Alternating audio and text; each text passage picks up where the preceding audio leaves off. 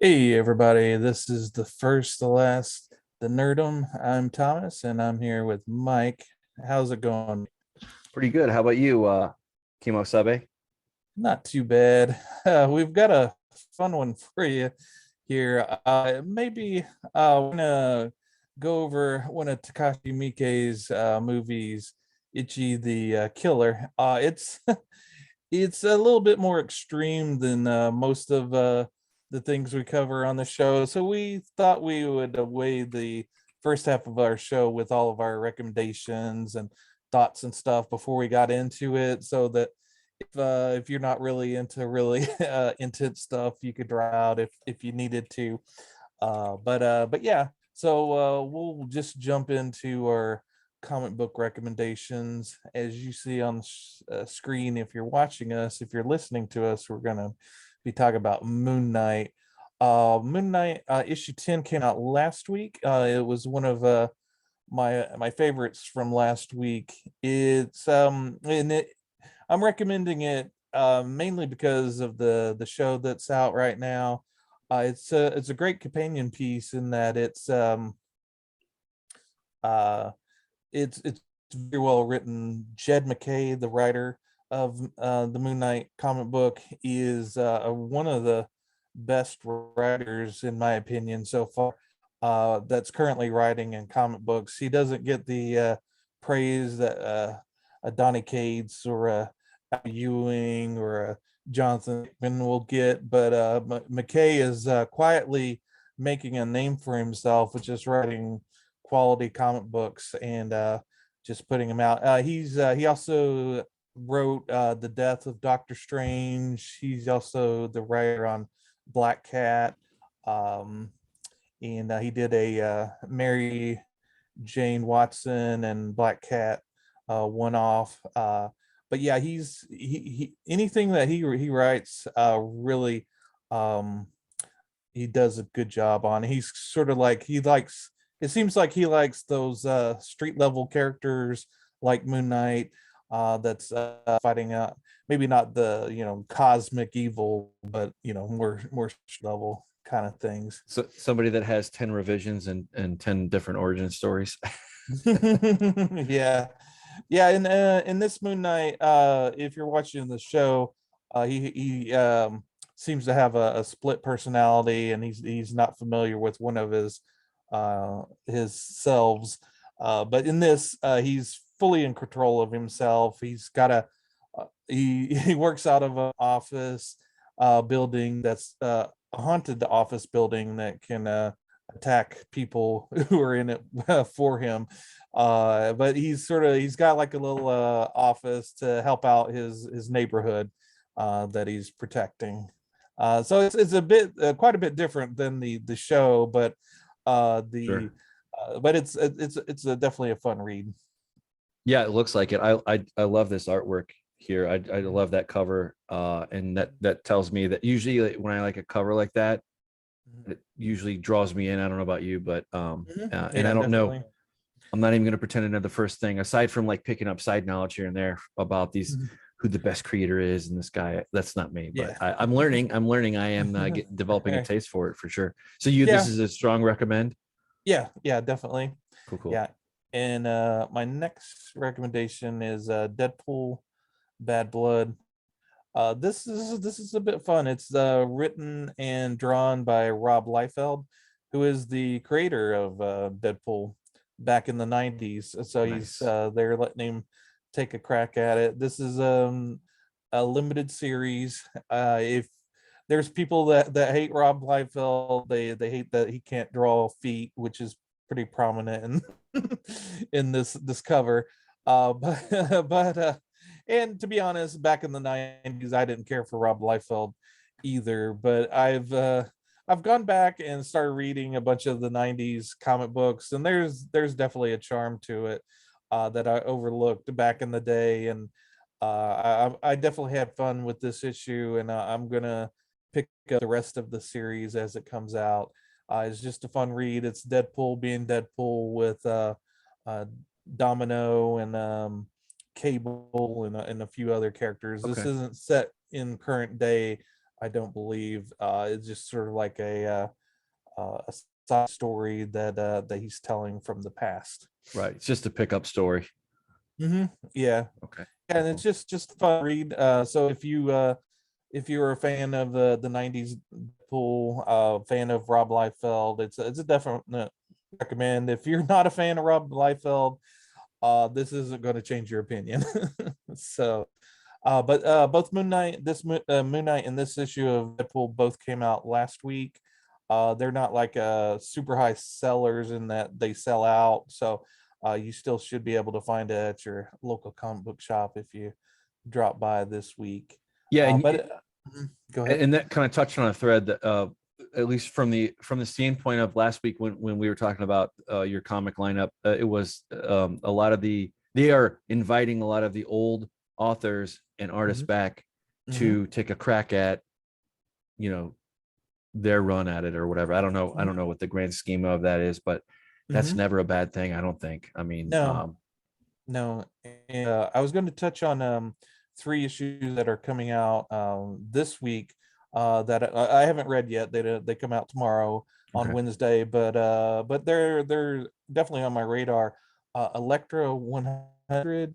That one is going to be, and I don't know where they get issue 100 from. Yeah, you said that last week. Like it's just like a random, like made up. Let's just start from like your checks. Like they ask you, like, what do you want your check number to start? I don't know, 500, 5,000. Yeah, and maybe it's her 100th appearance in a comic book. Who knows? But yeah, but it's looks like the main story is written by Ann Nesenti, who did a killer run on Daredevil. She started it.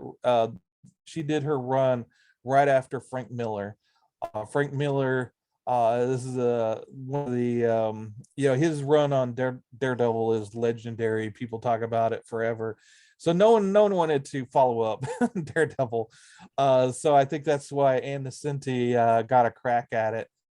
And her run on it is really, really good. And it's a shame that she's not her run on it's not talked about as much as Frank Miller's run, because she did a great job. Yeah, it's funny you mentioned Daredevil. I don't have any inside info, but I just wanted to add, like, that one of his superpowers is that he has so much going on in his mind because he's blind. I think he had a face off with Psylocke, and when she tried to infiltrate his mind or whatever, like she couldn't handle all the input or something like that. I don't know. All the sensory overload. Yeah, something like that. I don't know. Like that's. I need to track that comic book down too. I don't know why that brought that. Anyway, you were saying, so this is good though. This is continuing on the line with those original creators coming in and having a bat. Yeah. And this one is next week, right? Tomorrow, right. tomorrow. Right. Yeah. Next week being Wednesday, because because and if for those of the uninitiated, comic books are released on Wednesdays, right? It's gotten kind of muddied just slightly, but yeah, for the most part they all come out on Wednesday's comic book day. However, DC has switched. They're still delivered by Diamond, but they also have another distributor that distributes their comic books, and they allow for those to come out on Tuesday. So, but my comic book shop, just to make it simple, only releases their comic books on Wednesday. Smart. I'd assume most comic books do, but comic book stores do. But if you do the digital comic books, you can get your DVDs on Tuesday. That's cool. Yeah, digitally. I need to upgrade I need to get the Marvel Unlimited. I've really tried to not have to do that, but I need to, because I've actually been I've used DC DC Unlimited or something like that, or DC Universe Unlimited or something like that. That's their version of it. Yeah. It's not unlimited, it's just DC Universe. Anyway, it's a same thing, subscription app, like with a few video things thrown in. But I need to get up on that so I can. I think they have I don't know what the release period. I think for DC it's 3 months, and then whatever's in publication after 3 months, then it rolls over into the unlimited DC Universe comic book app. But Marvel, I think it's 6 months before it rolls in. But if you're not sensitive to that like me, then that's who cares. But a lot of their old storylines are there. I remember back when we worked together. I remember that was back when it was newer, but I remember subscribing and being impressed for a little bit, and then whatever. But that was back when everything was in Flash too. So Yeah. Yeah. long way from that. And then I have a couple of DC recommendations. There's Flashpoint Beyond. Basically, this is the new. It's written by Jeff Johns. He's one of the big guys at DC. He's one of the top writers. He also worked heavily with the movies and TV shows as well. I think he got kind of with the whole Justice League debacle. I think he got demoted or kind of pushed to the side a little bit. But yeah, he's back, and he's always been writing comic books. I don't think we've actually focused on it, but he did the Watchmen's Doomsday Clock, and this is it appears to be, from the sample pages that preview pages I saw, is a marriage of that universe with Flash and Flashpoint. A lot of the characters from that series is coming into this. Okay. So I was very curious to see how that all plays. And this issue 0 is, I guess, the prologue to the series. So this is the jumping on point for those people that are kind of interested in this. And I don't know much at all except for what it says in the paragraph there on the description. So, but yeah, Jeff Johns is a great writer, so it potentially will be a pretty good story. He is very prolific. If I could talk, for sure. Cool, very cool. I have to check. I'm curious. I am reworking my way through that Doomsday one. With the clock and all that. It's good. Yeah. And then the last comic book is the Sandman universe. Yeah. Okay. Nightmare Country, Sandman universe. Neil Gaiman, he wrote Sandman. It was like his run on it was 70 issues. I think it's 71 if memory serves correct. But yeah, since he's stepped away from the series, the DC has revisited that universe, telling various additional stories. And this is James Tinian's the fourth. He's writing this series, and it's about the killer from the Sandman series. He's got teeth eyes, as you can maybe kind of see in that cover. But he was always kind of an intriguing character in the original series, and Tinian's a great writer, so I'm definitely looking forward to this to see what goes on in this series. No doubt. That's awesome. Yeah. But yeah, if you're looking for something a little different, I don't know how much you have to be steeped in the Sandman lore. I would assume not a whole lot. I'm sure it'll be kind of like a standalone.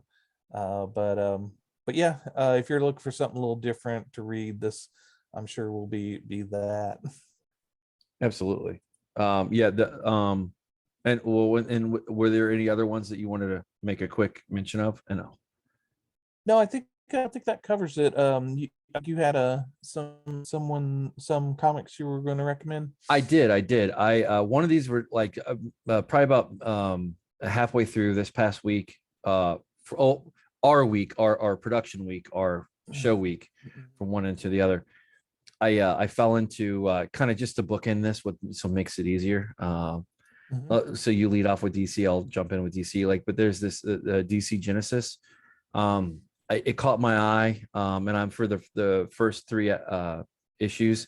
I don't really have much to add aside from as I go forward, I'll have a little bit more concrete to say. The artwork is 90s. The storyline is 90s, but it works, and it's a very good. It's a good series. It's just basically the synopsis is that this universe's version of the superheroes that we all know and love, the classics, everybody from Shazam to Flash to Superman. I should, me being a big Superman fan, I should be able to do service to this version of Superman, but I can't. Having said that, though, there's the God Wave rips through the universe. It is a holdover from the beginning times or something like that or whatever, but the broad strokes are that. And when it comes through, it went through one way, and then when it came back through, when it bounced at the edge of the universe and it came back through, it created this imbalance of power where it either did one of two things. If you're human, it filled you with fear and doubt and uncertainty, the FUD, whatever, to lack of a better term. And then for powers, it either adjusted powers to where it gave more or it took away from. So for example, like Flash and a few of the other Speed Force freaks, like Jessie Quick, her powers actually went up. Max something or other, I can't remember, in the Flash, their powers like went down. But essentially it's kind of like what's going on with this, and Apocalypse Dark Side is at fault here.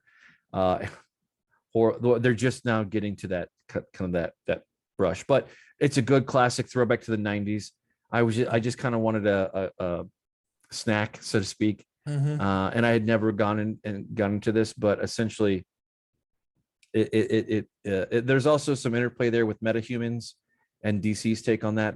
And if anybody's not familiar, DC calls their mutants metahumans, and Marvel calls them mutants, which is what I said mutants because that's what I'm used to, the Marvel way of thinking. But in any case, it's good. And then kind of jumping from DC to Image, I've had these on hand for a while, and I revisited them, and I just read them to the first volume. I mean, I read beyond that, but just to keep it easy, I'm not covering a whole big long arc here. Of these two, I did East of West and Saga, both by Image Comics, and this is the actual Image Comics. Hickman, I want to say Hickman. Yep, Hickman. That's right. Hickman did this one. Of the two, they're very good. They're both good. I would say though, this one I think holds my fascination a little bit better than Saga. They're both good, but East of West is really good. And I want to cover more of this probably next week or in the next few weeks. I'll probably do more of like a roll up of like through, I don't know, volume 5. There's not too many of these out. I think Saga is longer, but in any case, this is just a classic thing. That basically the premise is the 4 horsemen of the apocalypse. One of them goes rogue, and everybody wants to end the world. There's some other characters there, but essentially it's that story arc. It's the beginning of that story arc where there's some interesting, where death is kind of the odd man out of this. It's just a different take, and the setting and the scenery that it is, it's very Western sci-fi, a little bit of fantasy kind of thrown in there, but it's just a good all-around role. And Jonathan Hickman is good. His writing is throughout. The artwork is good as well. It's a different kind of take. So if you have that kind of that Wild West sci-fi kind of itch you want to scratch, that's not Cowboy Bebop or something like that. I think that's a little bit more along but it's just a good take. It's a great one too. You can't go wrong with this one. You'll find something to like about it. I'm just trying to think my notes here. Have you read this one? No, I have looked at it and thought about reading it, but I haven't dived into it yet. Yeah, these are two good, solid indie comics. Like if you're just a DC or Marvel person and you want something just different that is of quality, you can't go wrong with either one of these. I would say this is a little bit more action oriented than the other one. The other one is too. And with that being said, I'll roll into Saga. And I don't want to say this is like a Romeo and Juliet type esque storyline, but it kind of is. But it's also and Brian Vaughn is the writer for this one, and they actually they took a hiatus. They took a break. This one's a little bit older, and I think this one, I don't know how many volumes it went, but it went. I'm 90% sure that it went longer than East of West. But in any case, This is essentially, it is two warring factions. The mom, Elena, that main character, the female with the wings, that's holding the baby, that's Hazel, the baby. They come from two, like one comes from Landfall, which is this planet, and then it's Moon, and I can't remember the name of the moon, but that's where the dad comes from. That's where another race of beings comes from that has the horns. And he is essentially a pacifist. And it kind of it interweaves. They're very good with each other, but it's essentially their story because their peoples are at war with each other, and they've been at war forever since their parents, before their parents were born or something like that.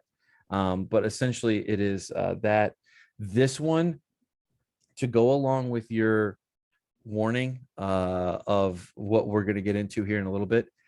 This one is not for kids. It is not. This is only for adults. And I would say that if you open up an Image comic, you want to make sure, but if it's just you reading, who cares? But if it's something you want to share with your kiddos, I would say just make sure that they're, maybe of age, 18. If not, then, I don't know, 16, or a good teenager where you're okay with them sharing it with them. But I really wouldn't do that. But in any case, it's a good storyline. And I was going to say, pardon me, I'm just consulting my notes, but I apologize. But I read the first. I haven't read all of. I think the first set is like 50 issues. I've read the first 3 or 4 volumes of it, so I don't think I've read all of it. But all of it's out, obviously. But yeah, I enjoyed what I've read so far. Yeah, it was solid. So you would agree that it's a good independent comic to jump into? Yeah, Change of pace. yeah, and yeah, I enjoyed what I read. But yeah, it's been so long. I'd need to do a reread before I would have a strong opinion on it, because yeah, I've forgotten quite a bit of what went on in it. Yeah, and I don't mean to make it so simplistic. There are very this one appealed to me from many different and it's kind of fun to revisit this one too. And when I read this, my kiddos were like babies, so it kind of hit a little different. And then when I reread it, I kind of remember that reminded me of those times, because there's very tender moments back and forth. It's very tastefully done. It's very well written. Some of it's a little humorous, and just kind of the absurdity of it. And I don't want to give away any spoilers at all, but for the most part, you're entered in. You have a narrator. That narrator's key. But don't pay too much attention to it, because it will carry you through. But essentially, it's kind of like what happened. This is kind of the story of what happened to them and how they went along. And it's a very good interplay there, especially with like humanity, or an analog would be humanity. Like are humans, are we us, or is it because we act human in our actions, or is it because you're default human? It's just interesting. It's just very interesting if you're into the different philosophical levels of these things. But good, it's a good catch. I'd say of the two, I prefer East of West, because it's just more in that vein of sci-fi, hard sci-fi, a little bit, just a little bit. Yeah. And with that being said, I think we're gonna do. I'm just kind of pulling these down here in order. But with that, again, this has been out for years. Image Comics. You can't get these in print anymore, but you can get the volume all rolled up and nice and neat, like I like to read them. As a more of a very casual, a filthy casual comic book reader. Yeah. No, that's the good thing. Now that the age of the graphic novel is here, in that back in the day when I was getting comic books off the rack, you kind of had you unless you had a ton of money, you really couldn't get the back issues. You kind of had to go forward to get that issue and go forward. But now that we have graphic novels, they could tend to write much more deeper stories that go over several volumes to tell a singular story, because you can catch up with the graphic novels. If you didn't start with that first issue, you're not handicapped in reading the story. Yeah, not at all. And to play into like Western comics versus manga because I mentioned Cowboy Bebop a little bit. Like when this reminds me of that a little bit on the fringes. But the dichotomy between like a manga and the comic books we have are, if you pick up a storyline, you're pretty much beginning, end, done. Whereas manga, my understanding of manga is that it just keeps rolling on for years, decades, long time. So it's very hard to break into that unless you're part of it. That's why that Planets is one of the shorter ones that you can break into, that is only has 2 volumes, so maybe 3. I think it's only 2, but it's just easy, pick up and go. And well, that's a whole other thing, but this is very easy to pick up and read because it's just there. It's literally just waiting for you on Amazon or wherever you prefer to get your comic books, or even in person, even better, to have your comic book shop order it if they need to. That's good. Yeah. Always there. Yeah. And that's another thing about the comic book shops is if you go in, the people that work there are comic book fans. They read comic books as well. So if you're just kind of confused and like I've come in numerous times when the guy that's working there is talking to a guy that's has no clue about comic books, just kind of was trying to get into it, and he's kind of filling out their taste and finding, running around getting various things that he might be interested in, and they're always very helpful. And I can't imagine that other comic book shops aren't similar in that vein. So if you're just kind of curious and have an idea of kind of what you want to read going into a comic book shop and just asking who's working there, they're more than likely going to help you because they're a comic book fan as well. Yeah, and just to kind of go that we're not too far away from this date, and it changes every year depending upon who the thing is, because I've seen it be earlier in the year, later in the year, but I've always seen it every year. I mean, I know to look out for or whatever, but if you ever wanted to go in, there's something called a free comic book day, and it could this isn't like even though it says on the screen that's like May 7th or whatever. I've seen other comic books, especially around new storylines or new launches or new phase launches for storylines, like sometimes they'll change the date or whatever, but I don't recall it being a solid date. Apparently it is, but whatever, going off memory. But get out there and go visit your local comic book shop. That's a great place. And I echo you. I have no shame in asking for a good storyline after I say, oh, well, I'm into this and that. And it's human feedback that you're never going to be able to get from searching these things on Google or without watching hours of videos or minutes, several dozen minutes of videos to like know if a storyline is for you or not too. That's another way too, is if you're not quite sure about the storyline, there's plenty of comic book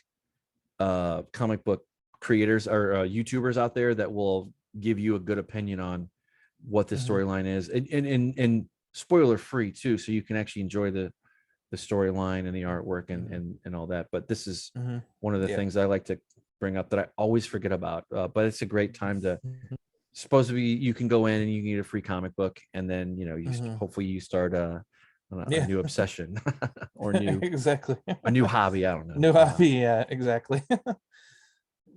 Well, while you're doing that, so I just wanted to do service because you were talking about local, and we're both big supporters of our local comic book shop and getting folks out there and mixing with the masses. Oh, and to touch upon Free Comic Book Day, they on that day, just to kind of explain it a little bit, is that you can go in and it's not that you get to run in and grab whatever comic you want for free.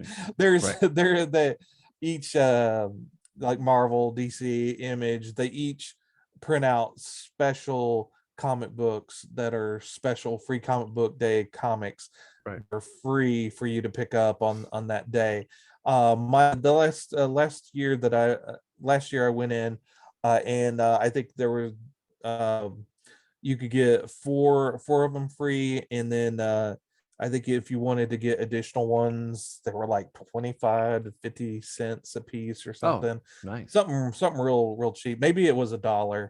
But yeah, it was something that was, definitely not going to break your bank. So I did grab quite a few of those, and then they also were running specials. Like I think my local comic book shop was doing 25% off all graphic novels. Nice.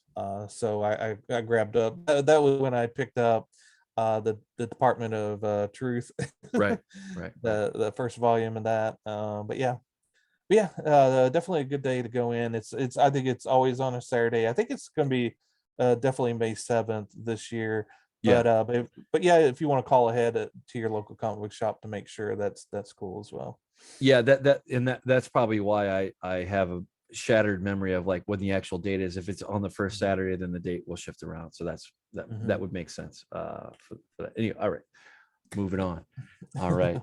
So my friend, and again, I just wanted to issue this warning too. The subject matter and whatnot. Normally, we try to keep this family friendly and whatnot. But there is content that we will go into where appropriate, and we make this for adults. We don't make this for kids. So, having said that, we refrain from a lot of the more bombastic aspects of life out there. But this one, and I'm just gonna say this. Normally we don't cuss, but I think this one is gonna be an exception to cuss. I don't know, Thomas, are you okay with that? Oh yeah. All right, yeah, because you kind of have to. You kind of have to with where we're gonna go into. And with that being said, again, last time for you to click off or to pause and maybe revisit this, because the subject matter that we're going to cover is very adult, and you've been forewarned. And having said that, Thomas, what the hell did you recommend for me to watch? Give us the thing, the lowdown. Yeah. Ichi the killer. It's made by one of my favorite directors, Takashi Miike.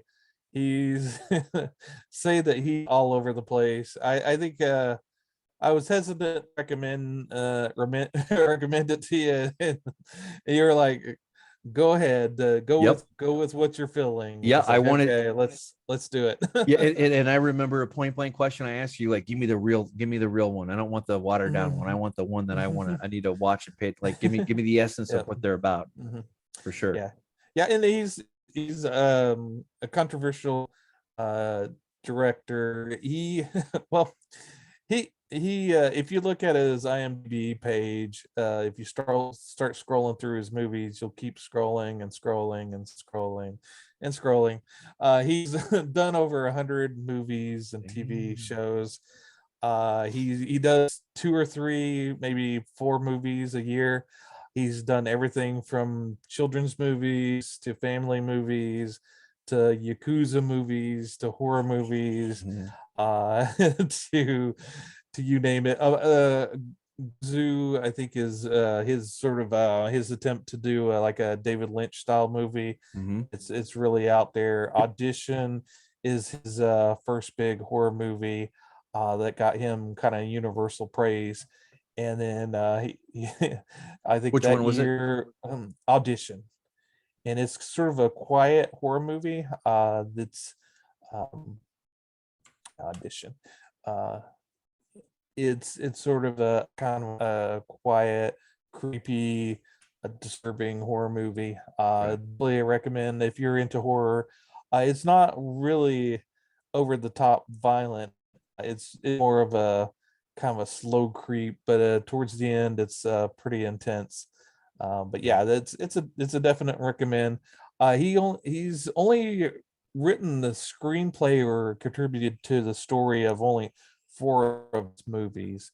He's more of just a director. And also just a little there. If you look at his the Wikipedia page on him, you're not going to find much personal information about him. I have read interviews with him over the years, so I have a little bit more information on him.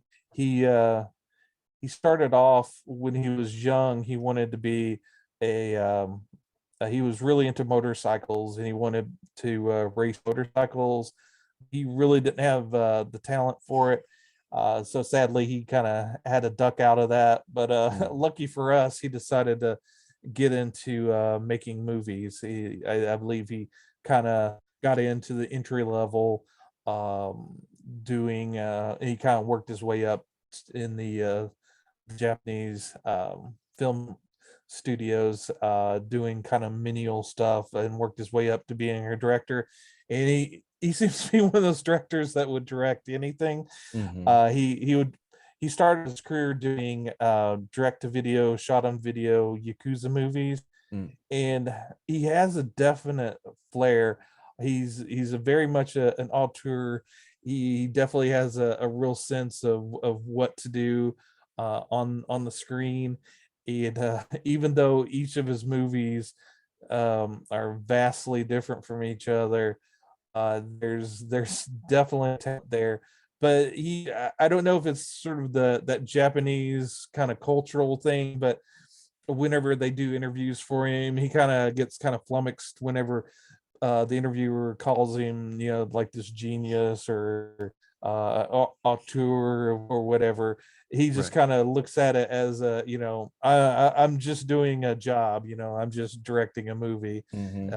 I'm nothing special. Right. Which is, I guess, a great way to live your life, in that that you're not going to get overblown as far as your ego.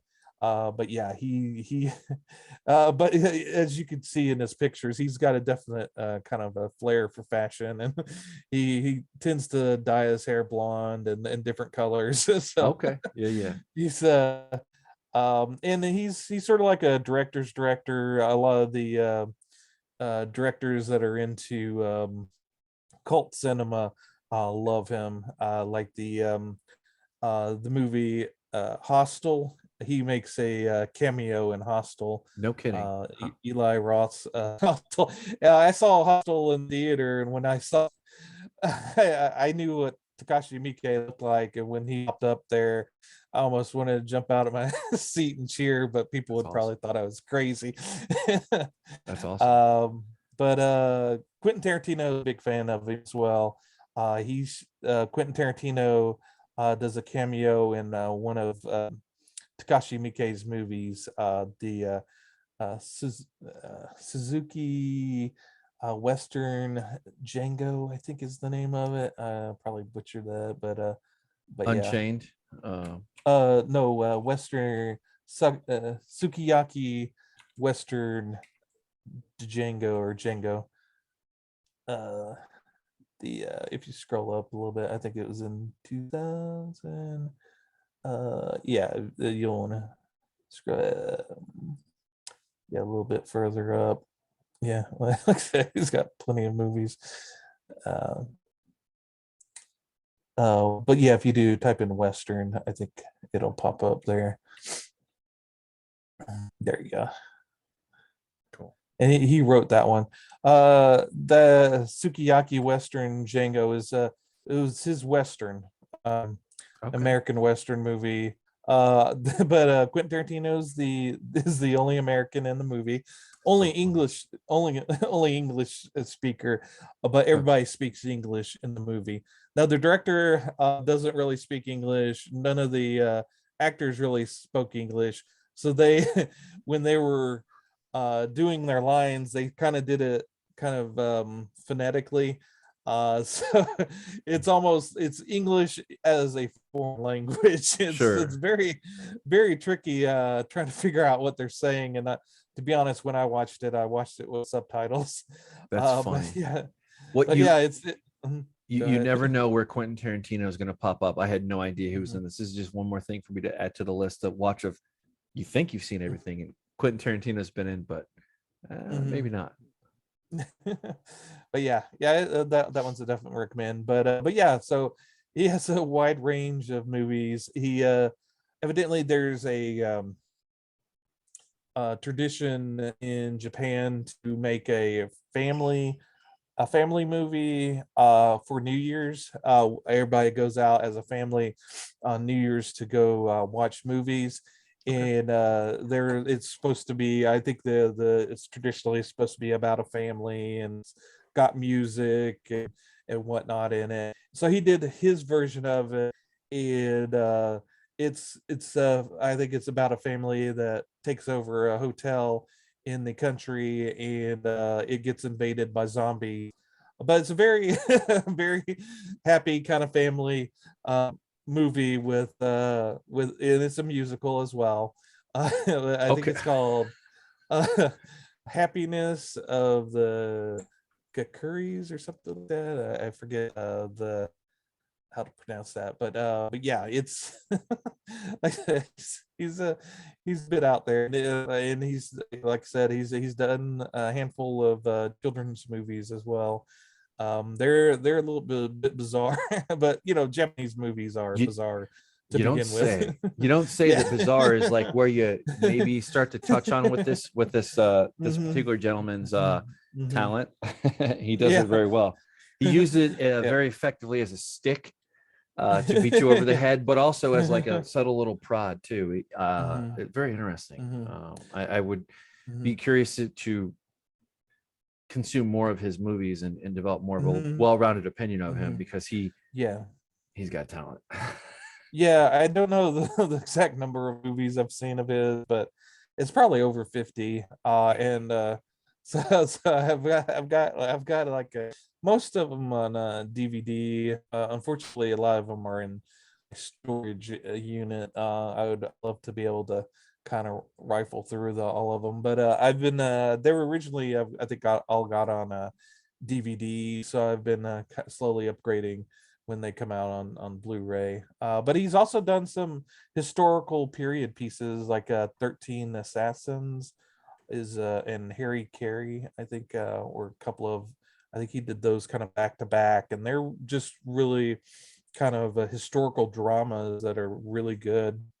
And he's also adapted some animes. He's done or mangas and animes. He's done a live action um, Immortal Blade. He's also done a. He's also adapted a couple of.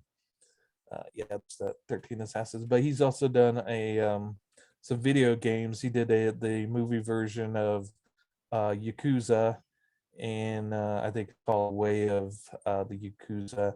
He's also did Ace Attorney at Law. I don't know if Hmm, you've you've heard of that video game, but that's one of my. I haven't been able to land a copy of. I would love interesting. to see that. He's done a vampire movie, Yakuza Apocalypse, which is vampires against the mafia. But yeah, Blade.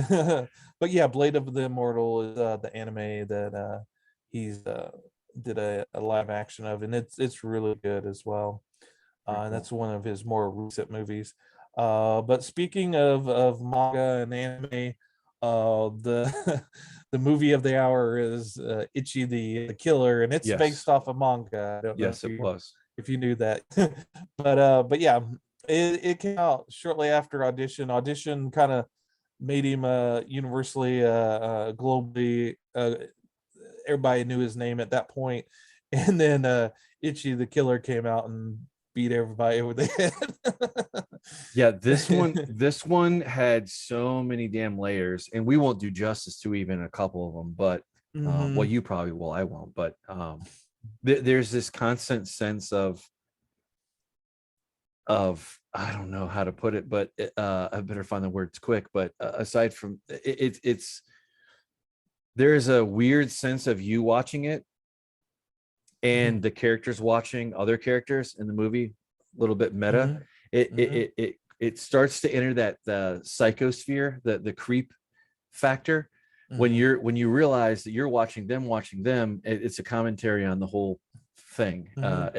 Yeah. You don't pick that up right away, but you kind of like you, it's a weird movie, like where weird in a good way, where I felt like I was being watched as I watched this movie, because it Yeah. just makes you self-aware of everything, especially the Hmm. content makes you squeamish.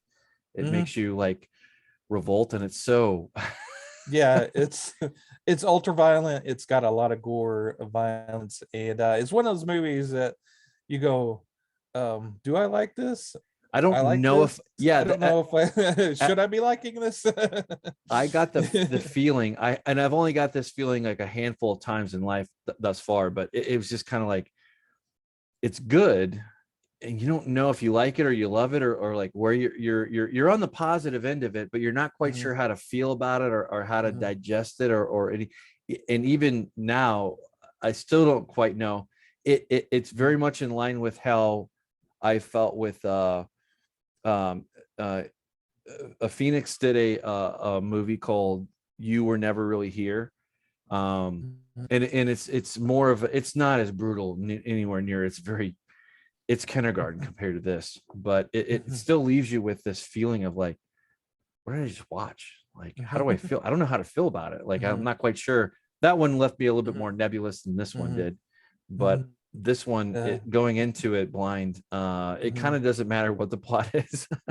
I mean, it's important, but it's not really. Yeah, to kind of touch on what plot there is. Basically, there's a it involves the Yakuza, Right. and there's this kind of this group of three guys that seems to be wanting to shake things up and maybe steal some money from the Yakuza. It looks like they're on the outs with the Yakuza, and one of them's definitely the leader of that group, and he's kind of messed with the head of Ichi, and Ichi's you kind of want to like him, but he does things that you really don't like. Basically, he's their killer. He goes through and the hitman does the hits. The butcher. Actually, the butcher would be a better description for his character. Spark. Yeah. And at the beginning of the movie, they kill the big boss man, and the boss man's number one. I forget his name. What was it? But he goes. He wants to. They dispose of the body so that the Kakahara is his number one, and they kill the boss man, but take away his body and clean the scene. So it looks like maybe the boss man's either ran off with his young lover, or that maybe someone the other rival Yakuza gangs maybe kidnapped him. And right. That's the number one guy is. He's running on the idea that maybe he's been kidnapped. Yeah, and then Ichi has a handler, and that's I'm not even going to try to pronounce the name. Gigi. Or so, Gigi. Let's say Gigi, but like that one, that guy, Jesus Christ, holy shit! That guy is master manipulator, and kind of lines everybody up and plays Ichi off of who he doesn't like. He just like. That guy is the guy that did all those nasty things to you when you were whatever, or just this weird, I don't know how to describe it, but like this weird transference of like mental abuse or just neglect and abuse and all that negative shit onto Ichi, and then just kind of fuels that thing just to confuse him even more. And you just have this, he just spins him like a top and like lets him go at it. The only caveat to that is like over time, he's losing that ability to spin him because he's kind of spinning on his own, as his character arc develops, if you could call it develop, but very subtle small things here go very big, and small degrees equal big trajectory down the line, that's for sure. And one of the things I've noticed with Miike's movie is he makes it known from the very beginning. If it's one of his more violent movies, he likes to start it with the splash, so that it's sort of like a warning. If you can't handle this, you're not gonna deal with this movie. And this movie begins with a pimp slapping around one of his hoes, and violently slapping around and taking advantage of her. And Ichi, we find that he's outside the window watching and maybe pleasuring himself to the whole scene. So it's pretty intense. And if you're not gonna be able to get through that, and gets chased off by the guy having noticed him, and then the title of the of the movie comes up through the the bodily fluid that he's Yep. projected himself out of into a plant. Yep. And that theme that theme will become the soup of the day, so to speak, because it's so gnarly. There you see guts over furniture and all kinds of fluids all over the place. Yeah, and it's train wreck not of bodily fluids. Yeah, Carnage, and it anyway, does, carnage. exactly. It does have a story, and it's not like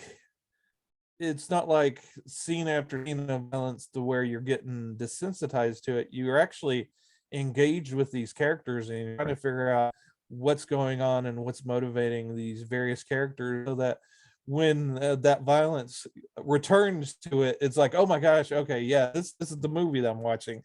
But it's not one of those that I wouldn't put it in the same category as torture horror, as I forget Just the name that they called it back in the day, just the body 2000s. horror. Yeah, where it was just the onslaught of violence. Yeah, ultra violence. This does have a story, and the whole violence, there's sort of like Mike said, there's sort of this meta commentary about there's all these surveillance cameras that they're put in place, and it seems to be like all the characters seem to live within the same apartment complex, so that there's oftentimes where one character is seeing the other character across the way. And it's almost like they're watching you watch this movie in a way. I just couldn't get rid of that feeling of like feeling like there was a camera on me watching this, like, which really hits that shame button, or that I don't know what kind of button. Like it really hits that voyeur, without putting positive or negative verbiage around it. It's just like, what are you watching? Yeah, right. And Ichi's very much a sadist. He finds pleasure in in causing violence, and like pain. Pain is like love to him. Pain is like how he is his love language, for lack of a better horrific term. But that's who he is. That's who the character is, very clearly. But sorry, go ahead. Oh, and then Kakahara, the guy that's trying to track down his boss, and eventually he finds out the boss has been killed, and he's trying to track down the killer. But he's very much a masochist. He likes to be he likes pain. He likes getting into a fight and feeling feeling himself being beaten down, and he's very disappointed when someone doesn't rise up to the occasion and deals him the violence that he wants. Like as if you or I would have an expectation of like hello when you come home or something, or like when you see somebody, hello. Like that's just like the normal in his world. That's how to get to his. That's just, it's a very strange dichotomy. And like, why I don't understand why you can't hurt me. Like, I want you to hurt me, like that's a reoccurring theme of like him just being a unfulfilled, twisted being. I don't know. Yeah, and I don't know. This is on this rewatch, I've seen this movie a few times, and on this rewatch, I got a very strong sense of him being like very much flamboyant and like the Joker, in that he's just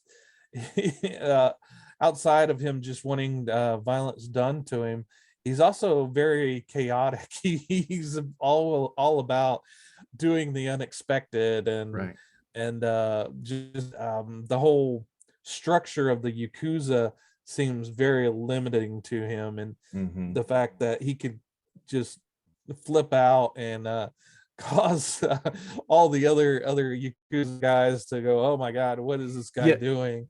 There's like a theme in this movie where it's either how to put it, it's either somebody wants to get the F out of their skin, or they want to get into somebody else's skin, or they want to be something other than what they are. Like there's just this it just a what is that flaying? Okay, so like when you flay an animal, you're taking this, you're separating the skin from the body.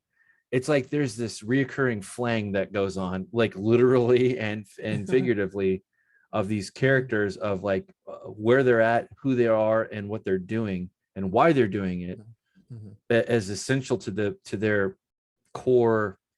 I don't know, but it's a reoccurring theme of skin and what's underneath the skin, and what they want to project or whatever. But I don't know if that makes any sense. But it's just a creepy, because of the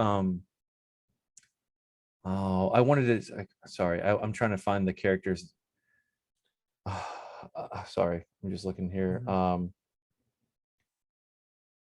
God Bless America. I just had it too. The cops, the twin cops. Oh yeah. That's what I was. That's Yeah. where that skin comment came from. But they're twins. Yeah.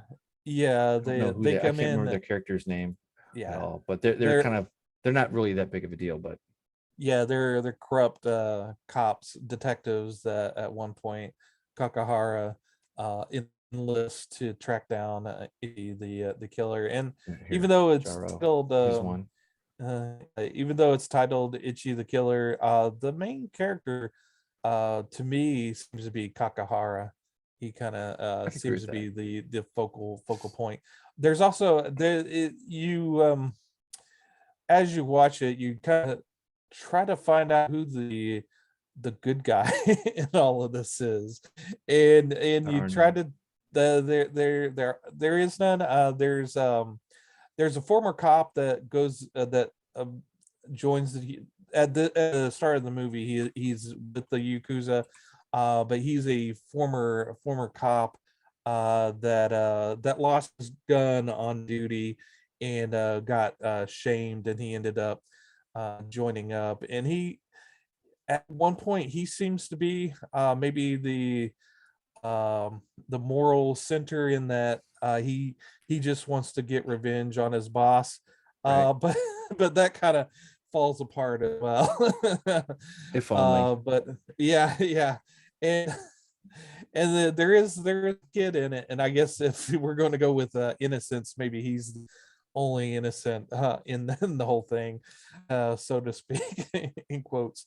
But yeah, that's it's if if you want your movies to have a strong moral sense, this definitely isn't the movie for Do you. you, One of the things Miike likes to do is taking a traditional movie trope and spinning it on its head, and for for different results.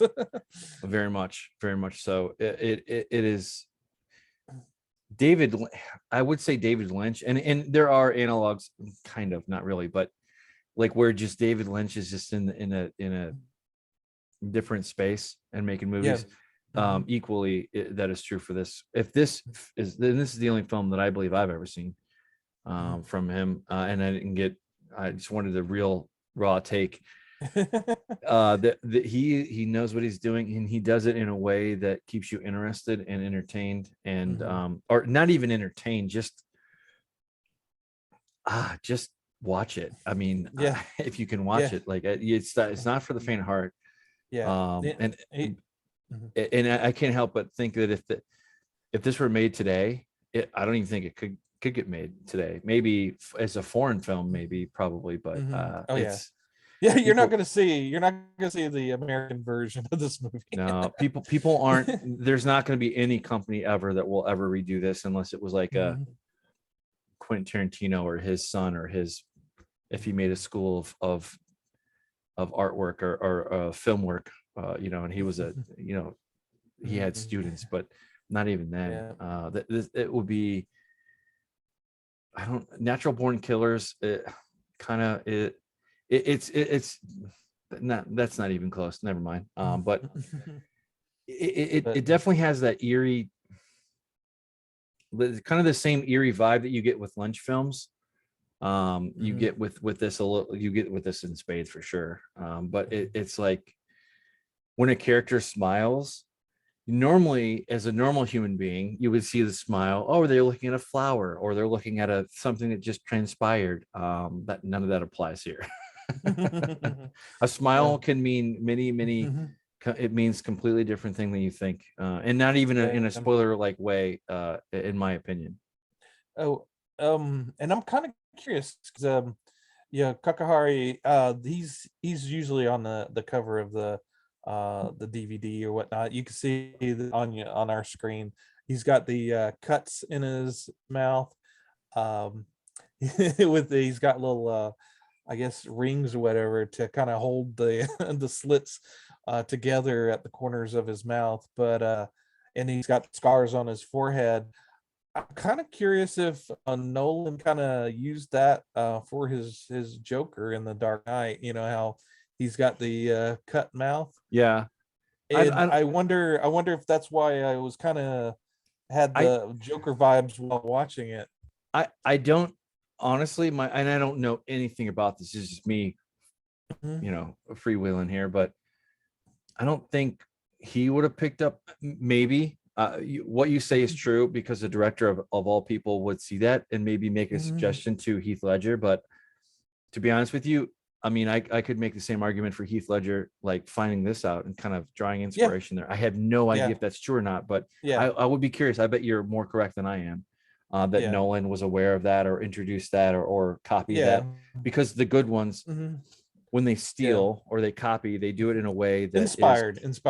right, right. Well, stealing, copying, whatever, it doesn't really matter. I mean, the matters is if you take that, if your version of that goes forward way past what the original did, speaks for Mhm. itself. So, I Yeah. mean, whether it's Mhm. whatever, I don't know what the parlance is Yeah. for an auteur and their Yeah. preferred things, but yeah, this was a good movie. Oh, if you scroll down, I noticed something in the picture section. That fourth picture, there's a this is one of the versions of the DVD I got is that it's a blood bag with the Oh my DVD. God, Jesus And Christ. I think I still have that. I think it's in storage. So I'm sure I would need to look at the box set it's in. I'm sure that that blood bag is exploded and has leaked That's that funny. goo out. But yeah, that was one of the funnier DVDs I got. But yeah. Well, If if it it's does, it won't be red. It'll be like some weird sticky thing or something. Like, I don't even want to. I don't even want to. I don't even want to hazard a guess with this movie and bodily fluids. Fucking knows. But yeah, Collector's but blood bag. blood bag, yeah. But yeah, he of all the movies, the most types of movies he's done is Yakuza movies. Well, and That's yeah, yeah, no, that's very true. It is. It definitely has the mafia kind of feel for a little mhm, bit of it. To kind of mhm, jut you into position there. mhm, And I just want to. I'm gonna yeah. start going by Miike instead of Mike because it looks Uh-huh. cooler. There you go. Yeah. Not Throw really, an extra eye there. Yeah. right? But yeah, there he does a a lot of different like dramatic Yakuza movies that are real fun to watch as well. Like I said, he's if this isn't your bag, there's probably a movie that he's done that is. If you don't mind subtitles, And but yeah, and there was I did laugh at this at a couple mhm, inappropriate spots, but it's just so ridiculous. It's just so mhm, not even ridiculous. That's not even that. I don't mhm, even have the words or the verbiage to say, but it's mhm. just so over the top. You just can't help but Yeah. giggle a Yes, little bit at the there's absurdity.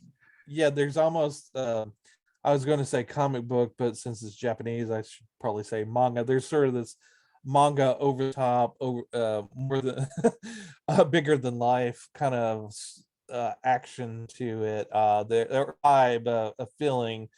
There's one point where Kakahari and his this this lady are pulling on the cheeks of this poor guy that's on the bad side of him, and it's comically stretching out these cheeks to a very comical thing. You're you're kind of giggling, but as you're also kind of clutching your gut as well, and Like, what kind the of fuck? Why am I laughing at this? Yeah, right, yeah. no, it's true. I forgot about that. And as I So wrong. yeah, and when I was younger, I saw this back in my early 30s, maybe even my late 20s. And back then, you know, I didn't mind violence, all the violence in movies. I just kind of went over my head. But as I've grown older, I've gotten more sensitive to violence. Mm-hmm. And um, there that oddly enough, there was a show on Fox called On what now? Gotham, a show on Fox called Gotham. You Okay. remember it was about the early years of Bruce Wayne, Mm-hmm. and kind of had like the various um guys, the beginnings of the Penguin and whatnot. Right. But I had to stop watching because like in the later seasons, they were killing cops like constantly, and Mm. that constant violence against the cops in it just kind of rubbed me the wrong way. It just didn't feel right within the context of a kind of a goofy No, show about I about I Batman get it, villains. and I think that's the difference between a and just to, since we've suspended the cussing thing here, like that is the difference between a talented director and a shitty director. A shitty director Mm-hmm. just puts blood. It's just bloodbath. It's just fucking body gore. Mm-hmm. It's just horror. It's just all over the place. Like kind of like how Saw became. And it was just like, how much Mm-hmm. more torture can we make this? And it loses appeal, or it's a Mm-hmm. initiative. Of course, I'm saying this as a person who's only ever consumed, Western media and what we're used to for horror, or scary, or whatever. Yeah. Um, but this one is different because he knows what he's doing and when he does it, versus like you mentioned that, like being not squeamish, but just kind of shying away from that. I'm like, you know what, I'm done. I don't need to see that. Yeah, Like just put off by yeah, it. one of those. Nevertheless. I've only walked out of 2 movies in my entire life, like out of being of the content. One was Spider-Man 3, for obvious reasons, because of how Venom was dealt with, and I didn't want no part of that, and it was just like whatever, I'm done. And then the other part, that one, who cares? But the one that, like, I don't know if it struck me morally, but I will say this: it probably didn't help, or it probably helped, depending upon your view, that I just had kids, and this was like when the Hills Have Eyes came out in theaters. And there's this particular scene, like where it's like a quarter of the way through, where it kind of sets up like what the dynamic is with the friggin' monsters from the Hills Have Eyes or whatever, and the family in the RV, and it's a multi-generational family. And there's just like one scene, and I'll spare it for being on. We're going to release this on YouTube, but there was a scene there with being a parent and somebody attacking your child and doing things with your child that you're helpless to see, and you're seeing it unfold. I had to walk out of that one. I'm the guy that has seen all kinds of stuff, but like it was just like, okay, now you're just being ridiculous, and now it's just for shock factor, and unless there's a payoff there or a reason, you can't just bloodbath everywhere, like whatever. And this wasn't like that. This was, I don't know how to do it, but the guy knows what he's doing. And I normally I would not like this kind of film or even approach this normally. Like if this were on a wall of other videos and I had no clue, had it not been for your insight and be like, hey, check this one out, then I probably would have not ever seen this. But I'm glad I did. It left me weird, but those are the good movies that like leave you feeling with like, I don't know what I watched or how I feel about it or that, but it just it's not tastefully done, because that's not true, but it's like I said, it's it's as done. much Yeah, it's done with a lot of a wink and a smile. It is. And I think why I liked it so much was it is a trip into the psyche sphere, psychosphere, whatever you want to call it. Not psycho, but like your psyche sphere. Where it's equal parts that, but it's also, you know, the brutality and the gore. It equally weighs them out, in my opinion, and why it works. I think that's why it works for me, at least, because those, I love those kind of. And it's oddly, you could almost say it's a love story between Kakahari and Ichi. I mean, yeah. I mean, yeah, that's valid. I mean, there are many takeaways you could do, but the other thing too that I like what he does, and I don't think any American director or even European what could do this. This was based on a manga or anime or whatever it was. And typically with those, like, there's a lot that goes on that they compress into that, and somehow, some way, he was able to stack this up. This thing is not simple to walk across when you watch it. There are a lot of other levels that beg to be jumped into and discuss and talk about or think about. Maybe more think about if you're just watching this for yourself. But, well, I mean, we could probably go on about this one, but yeah. And I guess one other thing I'll say is that a lot of times with Yakuza movies or mob movies, there's a lot of moving parts, and you get kind of lost in the characters and who's this, who's that, who are they talking about.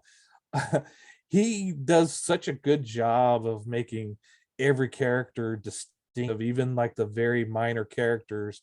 You know who they are, you know their ticks, you know their issues, you know everything about them. But he doesn't spend a whole lot of time on them, but you really know these characters in and out in a way, and he does it in a way that's very fluid, and so that you're never lost in the story. You're never go like, who's that character again?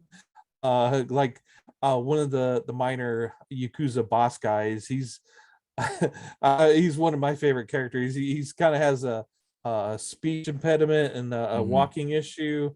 And he's very distinctive, and whenever he comes up on the screen, you go, I know that guy. Yep. And even some of the minor henchmen, they really stand out. Each of the characters are very distinctive. Even the twins, the twin detectives, they're very very individual as well. It's true. I would agree with that. That's true. That's a valid take. Yeah, and I didn't mean to say that the plot didn't matter. It does. It just I did get kind of spin around a little bit and twisted around. I mean, I knew what was going on, but some of the minor characters that I didn't focus on. Now, a second watch through would be a different story, but the main characters and kind of coping with the waves of what's being flooded, you know, to keep up, probably more or less got in my way of following the plot.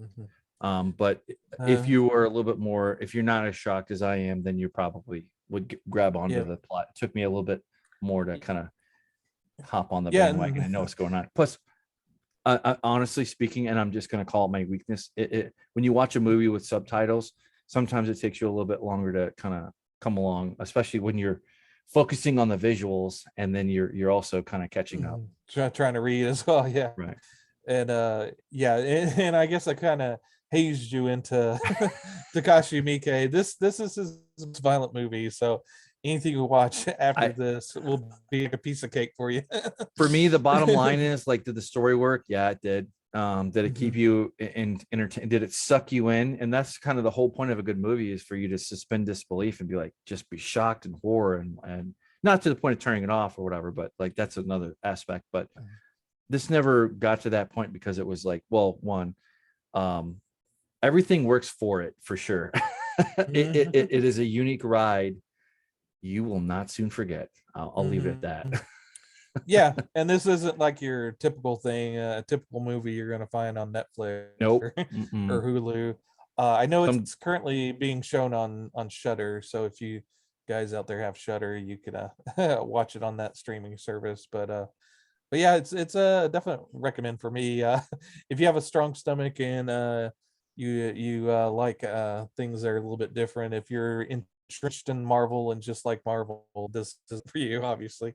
No, you wouldn't even watch what our content put out if you were just like one lock solid. If you want one opinion on Marvel, there's plenty of people out there that will give you that opinion, and that's fine. Good for you. Yeah. Oh yeah, absolutely. But I don't want to just be in one locked world. Like I want to explore want my horizons to be expanded. This one definitely did that. Yeah. Yeah, it's not for the squeamish or new parents. If you're a new parent, don't even bother. Don't watch it. But if you are past that point, then watch it. See what happens. I promise nothing bad will happen. Yeah, there's certain movies where you kind of feel your brain kind of altering, maybe in good, maybe in bad ways. This is maybe a little bit of both. Right. Indeed. Well, Thomas, I got to say, you have earned my. You already earned this way beforehand, but if you say go watch this one, I'm going to go watch it, because like every one that you've mentioned on that I've gone and watched, it has been good. You definitely have a leg up on me for this cinema, especially with horror and the psychosphere or whatever, as we get more into this thing, and I'll be able to define that a lot better as we go forward, because that's bothered me that I can't say the right word or whatever, but that's either here. Who cares? Yeah. And like I said, Takashi Miike's got hundreds of movies, so he does. We may revisit him. We will with another movie as well.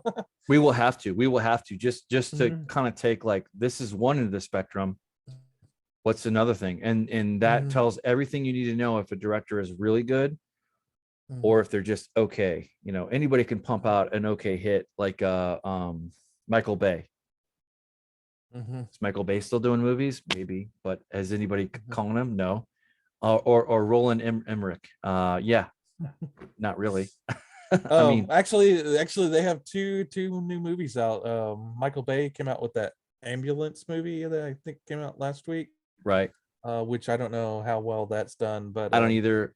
But Roland Emmerich, he got another movie made called Moonfall. Yep. Which did horribly. The Red Letter Media guys that I love, they did just this week they did a review of the movie, and it's pretty hilarious. Right. That's actually why I brought that up. That's really. Yeah. Well, I mean, yeah, he made it, but I mean, is it the same critical acclaim that, like, no, it's not. That's why this guy, Takashi Miike, Jesus Christ, Takashi Miike is in the same. I don't even need to know or whatever. They're up there in the pantheon of good directors like Tarantino or Lynch or Nolan or. Shame on me for not being able to name non-American directors that are just boom, like just really good. You want a good ride, you want a unique ride, this is one of them. Yeah. And make sure that if you have popcorn, you put some hot sauce in there, and so it's bloody. It's kind of bloody, and I'm kidding. Hot looks a little spicy, because it's kind of like putting your hand in popcorn that has had hot sauce in there. You don't quite know. It's all, you're blind to it, and you eat it, and it kind of burns you a little bit, just a little bit. Yeah. I think it's kind of wraps up what we're going to talk about on this. That definitely recommend here for me too. Like, you're solid on if you want something that is unique, and we're going to be exploring the bounds of horror and scary movies and all that whole thing and whatnot as we go forward here. And I think we've been true to that for sure. And Thomas, thank you again for like this is your drive. This is something that I would have never come into contact with this ever unless like it had been flagged or something, or some friend or whatever had said something about it. Like, I would have never been able to see this unless I got into like the rabbit hole of YouTube and found, I don't know, and it doesn't even matter, but yeah, for sure. And it is one of those movies. It's a legitimately a good movie. It's not a so bad it's good. It's definitely a good movie, but it is one of those movies. if you have a group of like-minded friends, this would be a great weekend get together and have a few drinks and watch the movie and just kind of go, oh my god, No, what's it is. going on with this It is. movie. It's not a slasher or horror. What it is, it is its own thing, and it deserves its own respect and gravity because it has its own of that for sure. But with all that being said, we'll go from one end of the bizarre to another end of the respected bizarre in the form of Marvel. Like this is, I think, this is Marvel being their version of PG-13, rated R ish, Yeah. because a lot of the things that we'll be talking about with this new one, they've tackled. I'm curious to hear your take on. Of course, what I'm talking about is Moonknight, and that's the latest and greatest from Disney Plus, Marvel Studios. They probably prefer us saying Marvel Studios, so we'll just say Marvel Studios on Disney Plus, whatever. If you want to sponsor us, we won't turn down that money, maybe. But what are your thoughts on this one? You actually reminded me of it. I forgot about it. I'm not gonna lie, I forgot about it.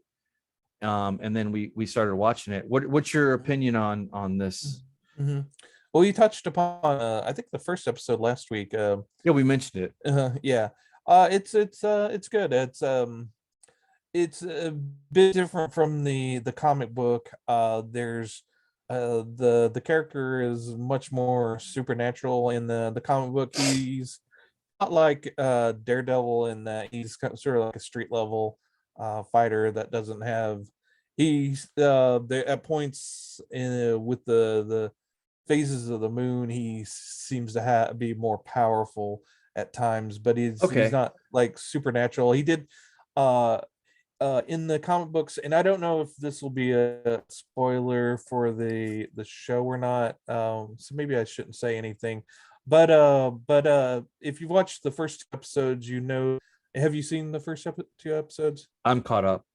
Okay, you're caught up. I Okay. I'm waiting for episode Mhm. 3 to drop tomorrow, or like actually tonight later on. I think technically Wednesday night, Yeah, midnight. yeah. So we'll talk about the two episodes. So if you haven't watched those, then you might want to skip this. So we're gonna do like minor spoilers. But basically, he's got like a split personality in the series. He's we're introduced to Stephen Grant, and he's not aware of his other personality that goes by the name of Mark Spector, who seems to be this international mercenary guy. Yeah, And and then and Mark go ahead. Spector, sorry to interrupt. Mark Spector is the core of the character, like where Mark Spector is aware of Moonknight and And the Stephen agreement. Grant, yeah. Right. And Stephen Grant is kind of like you the audience are Stephen Grant from his perspective, because Right. Stephen with a V, with Yeah. Yeah. sorry. But yeah, but in the comic book, there was no point where he wasn't aware of all of his personalities. Right. Right. In the comic book, originally he kind of split his. He started off as Mark Spector. Left for Dead.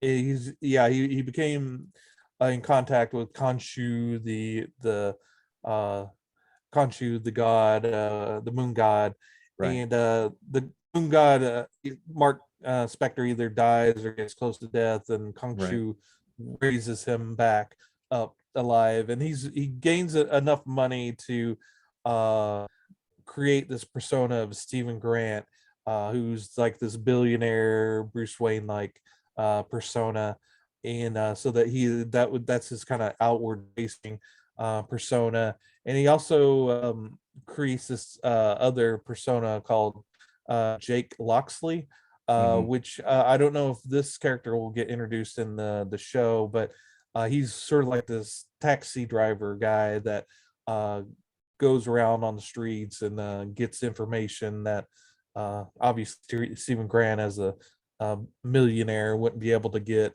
Right. And he hangs out at a local diner and gets the word from various snitches and whatnot. And so that feeds his information.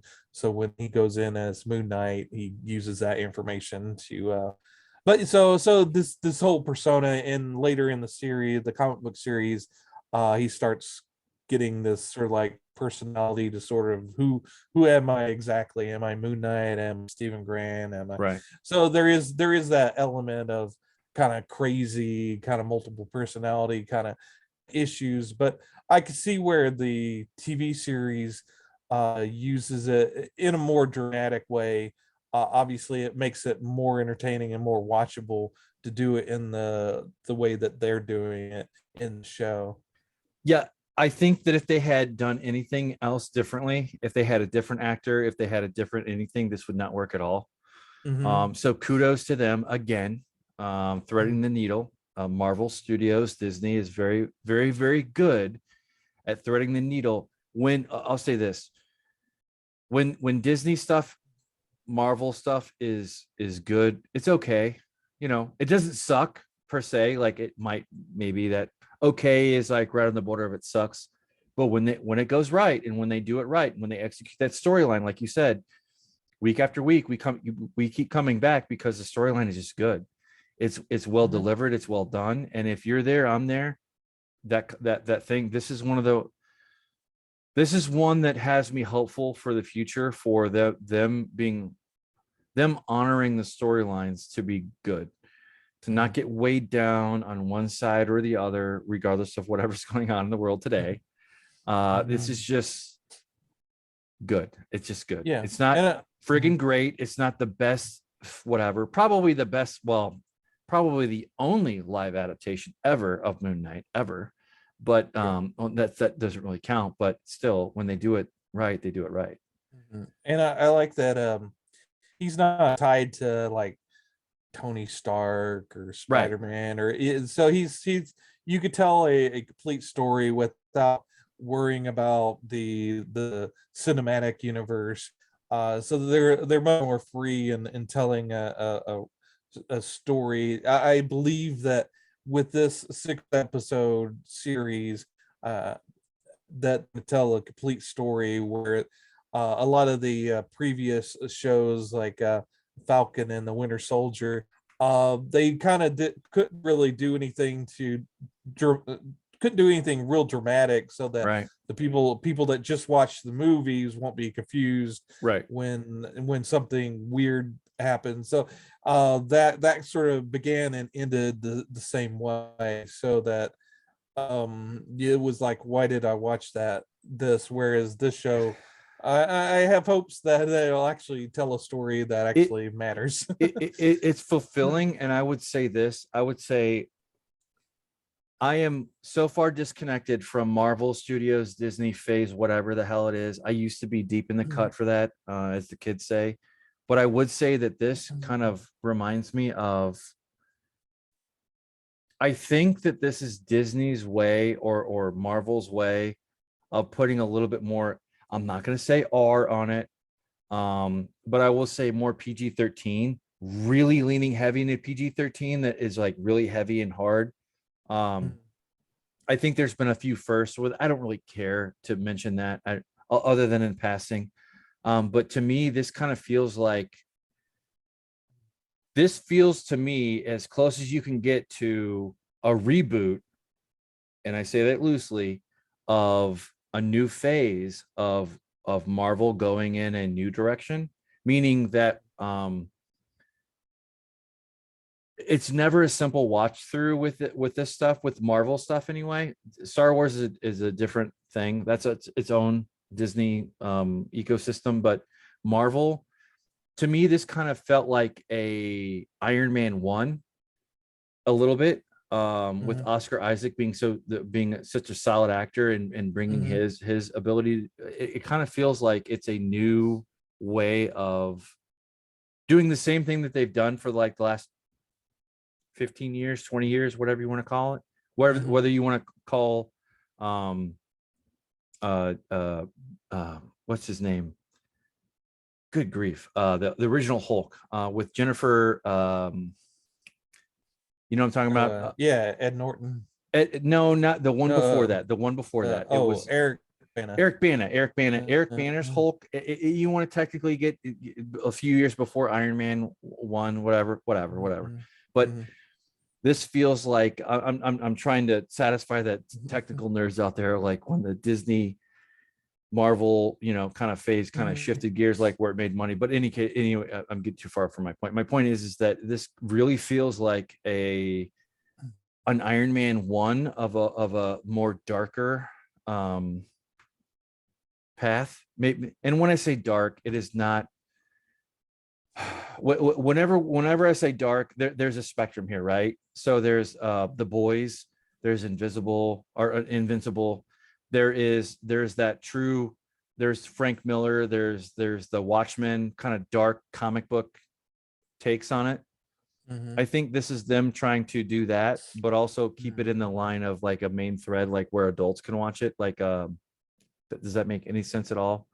It kind of feels like the restart of like where he is going to be the cornerstone for the new series going forward, whatever that is for Disney, but like more of a darker aspect of it. That's very much PG. It's never going to be rated R, in my opinion. I mean, good God, we're just where we came from. That's more like NR, rated R, like legit adult rated R versus like little kid stuff here. But it kind of feels like them trying to, and they're doing it very well. I'm hooked. Like I just said, I'm hooked on this from the standpoint of, when does it come out?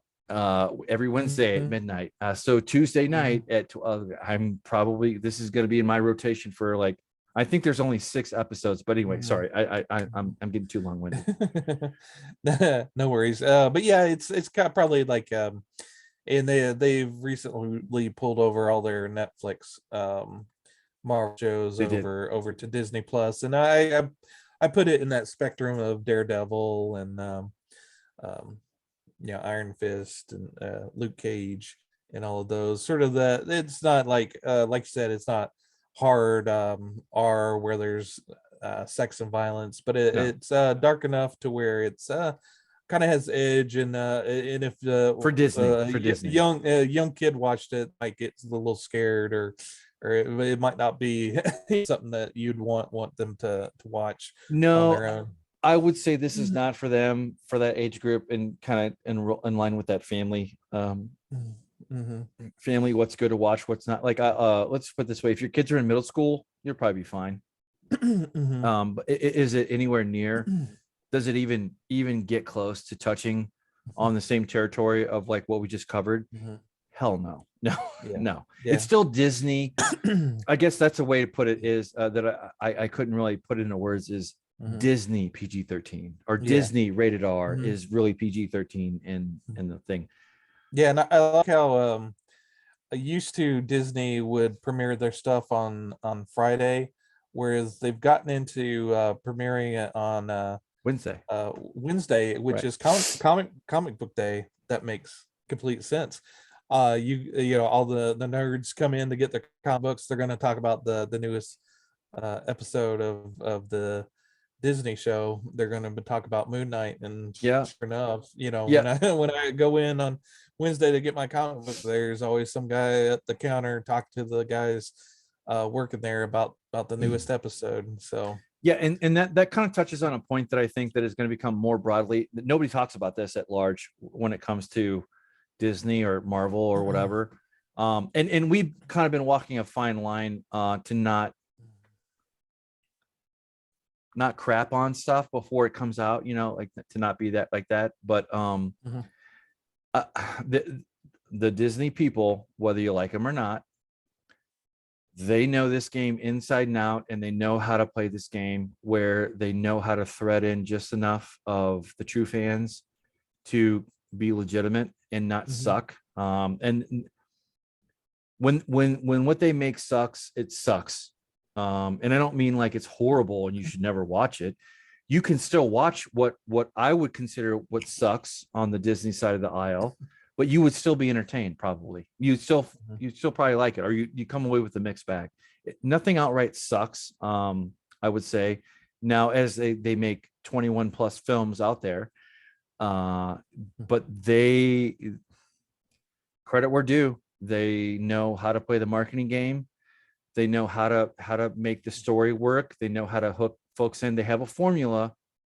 And I think this is refining that formula in a good way to where it would catch you and me, and like we would still be part of, like, we'd still want to watch it. I'm not going to go into the Star Wars things because I'm a little bit more negative on that than I want to be. But it is what it is. But it's a Disney product, but it works.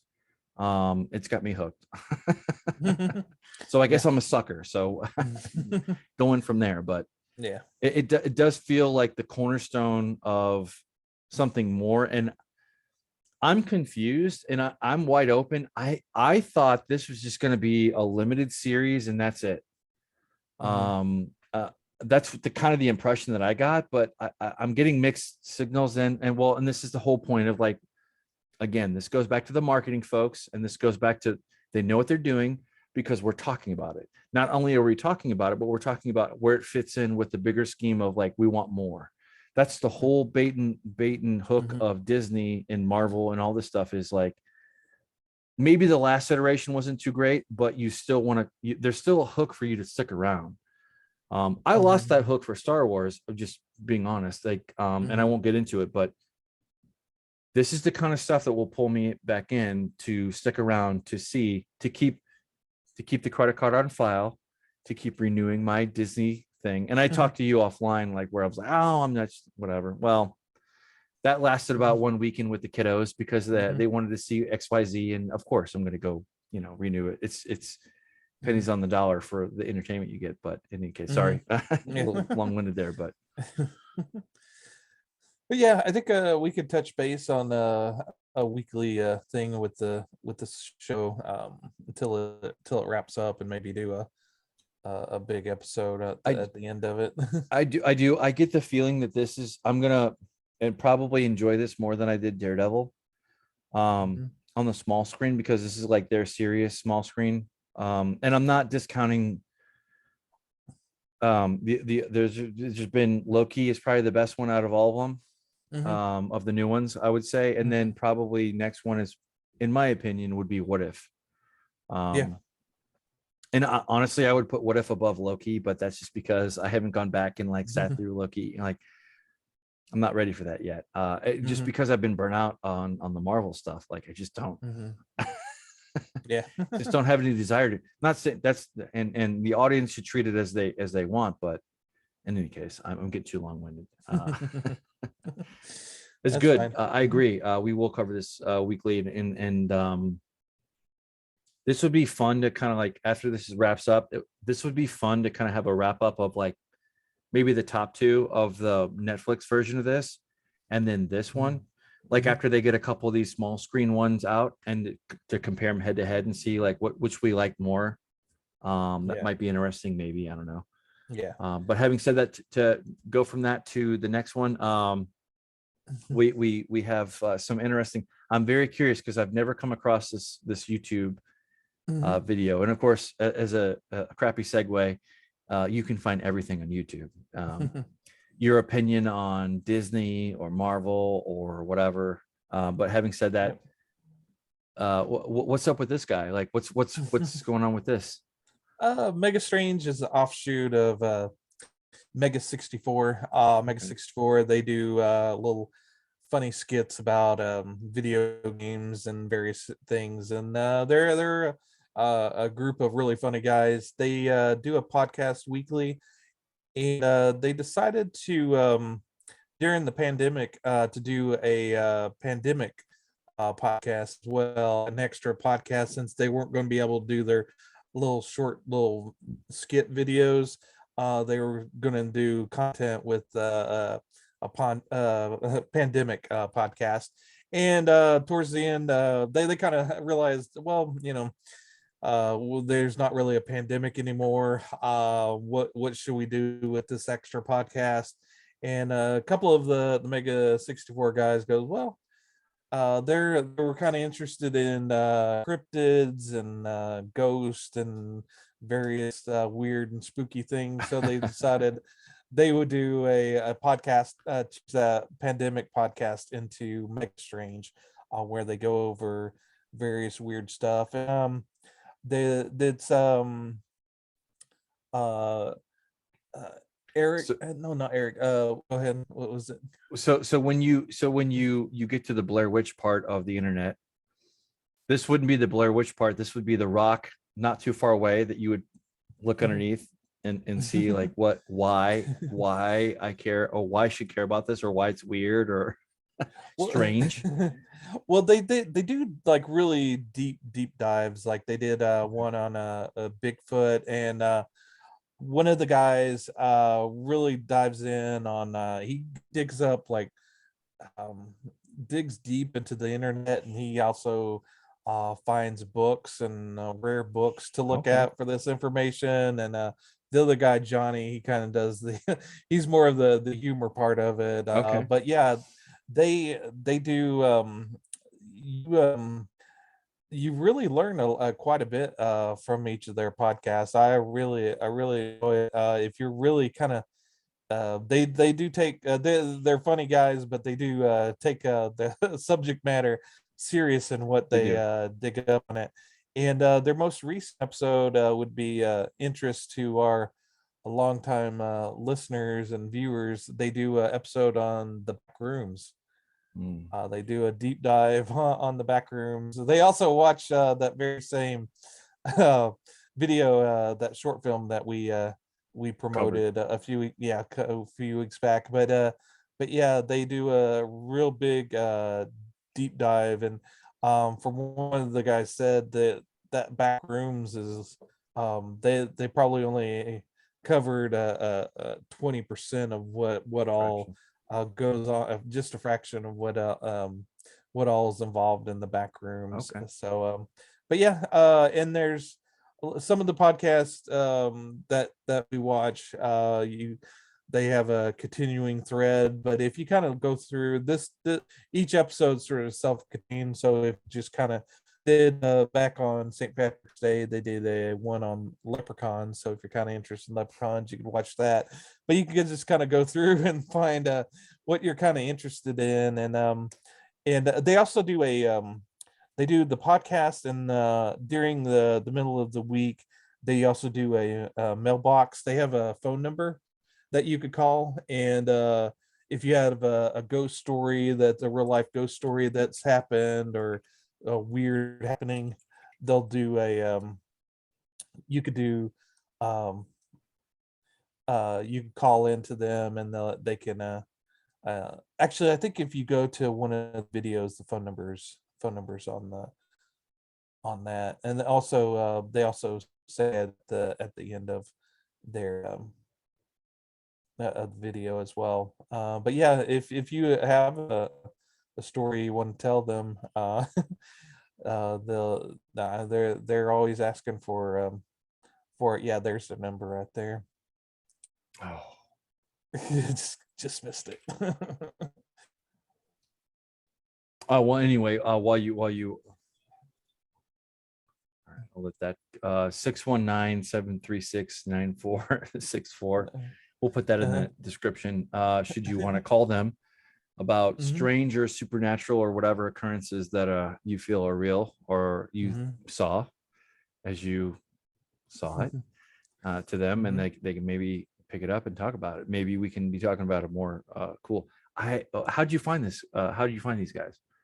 Oh, well, I was a big fan of Mega 64, Okay. and they kind of branched this off from their main 64 Mega 64 channel. That's kind of where I followed them on to. Very But cool. yeah, Cool. um, Cool. but yeah, obviously you have to be familiar with them from Mega 64. I Although gotta if you check them out too. uh, How would you describe Mega 64 in general? Like, what do they cover? Like, real um quick, like thumbnail. uh kind of they're kind of an interesting mix of uh they're kind of like a video game version of Jackass, in that uh They'll Okay. do a lot of stuff where they go out in public and maybe dress up as Frogger and cross the street, Okay. Very or cool. they've been around for over a decade, so they've Okay. got a ton of videos. But most of the content is doing humorous videos uh, based around video games. So yeah, makes 64. But yeah, and but yeah, you kind of go through. They have a podcast each week, which is pretty funny.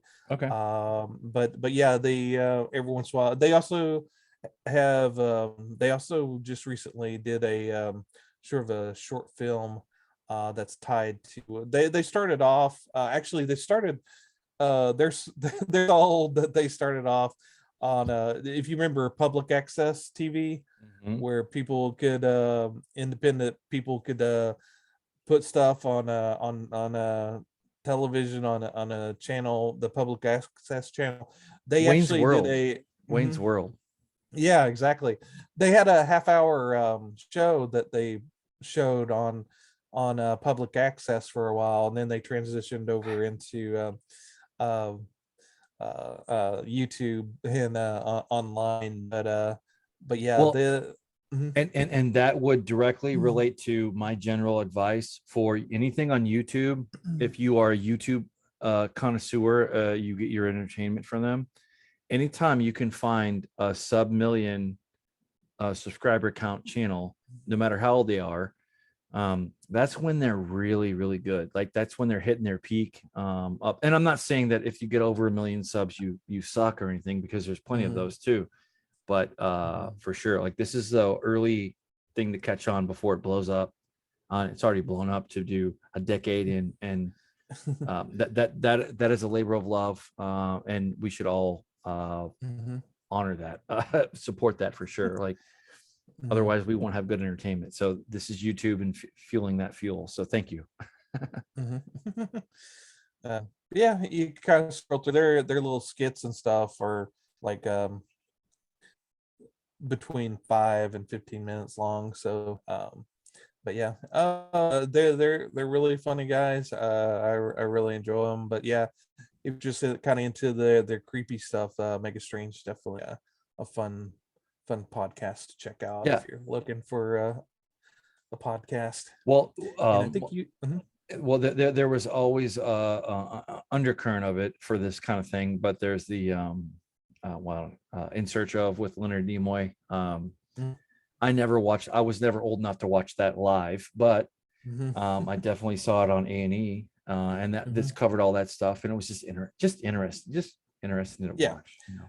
yeah. And, a lot of podcasts you run into, they have hundreds of um, episodes, whereas this one's didn't start too long ago, so there's only 36 episodes. So if you wanted to kind of binge watch them, and Yep. they're about an hour episode. So um and again, they one doesn't tie into the other. So if you're just interested in, say, Godzilla, you could watch watch that episode. But yeah, I did an interesting thing on Heaven's Gate. That I pulp was gonna say that. back in the 90s. Yep, that That one's very interesting. I will never forget that to the day I die. To the making a joke, and I don't care how crude it is what it is. But I'll make a joke once in a while on the anniversary of that, like where it's the black Nike shoes and the purple blanket. I'll never forget that. Like when I saw it on the, Mhm.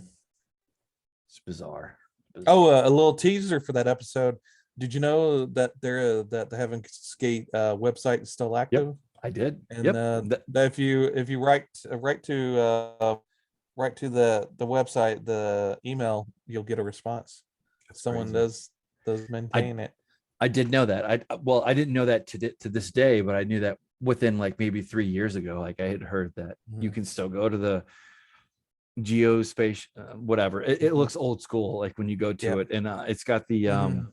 I'm from Wisconsin, so I'm sensitive to this, but they have like a symbol that's like the looks very much like a little Lambo statue that they give out for the when you win the Super Bowl or whatever. It doesn't matter, but just things you catch on like that, Yep. or it was probably a pretty generic as a technology, whatever. It was probably a generic asset that was very easy to replicate. But in any case, so with this being said, I'm going to go to a much more boring, truncated site on YouTube, which is my YouTube recommendation for this week, which is Star Wars Theory. I started following him a long time ago, and what I like about him is that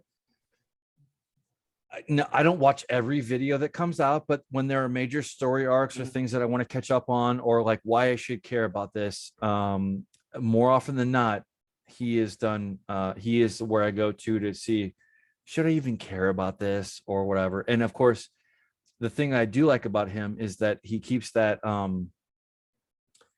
So when Disney bought out Star Wars, they basically put out that all the expanded universe, like the Throng trilogy, was no more. He doesn't relive those, but I like his take that he tries to find a good fan road, middle of the road, where you might be. You might feel some kind of way about Star Wars and how it's rolling out nowadays, or you could be a true blue fan and like everything they do is great. He knows how to compress that and weave those into a very good down the line. You just want to get down to brass tacks and see the storyline. Why should care about this? Whether it's the new storyline, the new expanded universe, or the old. He does it very well. He's done this for a very long time. He's a Canadian. I remember when I think I came on when he was sub million a while ago, but he kind of blew up and did his own thing. He also does a podcast too that kind of covers, if you love the play-by-play, hit-by-hit Star Wars thing. I will phase in and out of that where I want to be inundated with it, but more often than not, I don't. And I just want to kind of catch the highlights for Star Wars at this point in time. So like, should I keep an eye out for it, or should I just like wait another 3 months and then come back? But this is one a fruit on the vine that always blooms, is very good.